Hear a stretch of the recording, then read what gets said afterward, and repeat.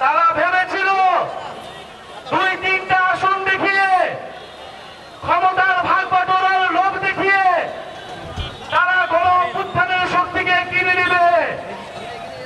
কিন্তু যারা বিপ্লবের শক্তি, যারা মৃত্যুর মুখ থেকে ফিরে এসেছে, তাদেরকে কেনার স্বার্থ বাংলাদেশের কোন রাজনৈতিক দলের হয় নাই।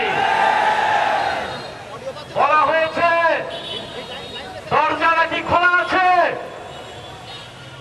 আমরা বলেছি 5ই আগস্ট দরজা আমরা খুলে দিয়েছিলাম।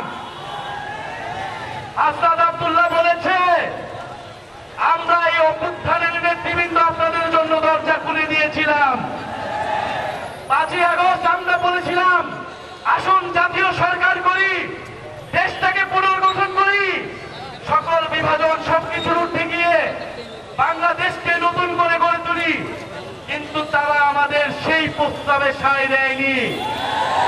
তারা বলেছিল 3 মাসের মধ্যে নির্বাচন দিতে হবে, আবার বলেছে 6 মাসের মধ্যে নির্বাচন দিতে হবে।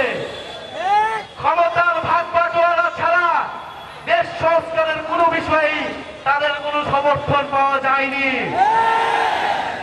আমরা বলেছিলাম আমরা দেশের ভিতরে শত্রু তৈরি করতে চাই না, আমরা ঐক্যবদ্ধভাবে দেশ পুনর্গঠন করতে চাই।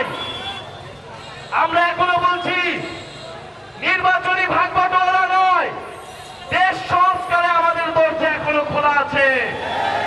যদি এবার দরজা বন্ধ হয় তাহলে জনগণ আপনাদেরকে আর ক্ষমা করবে না।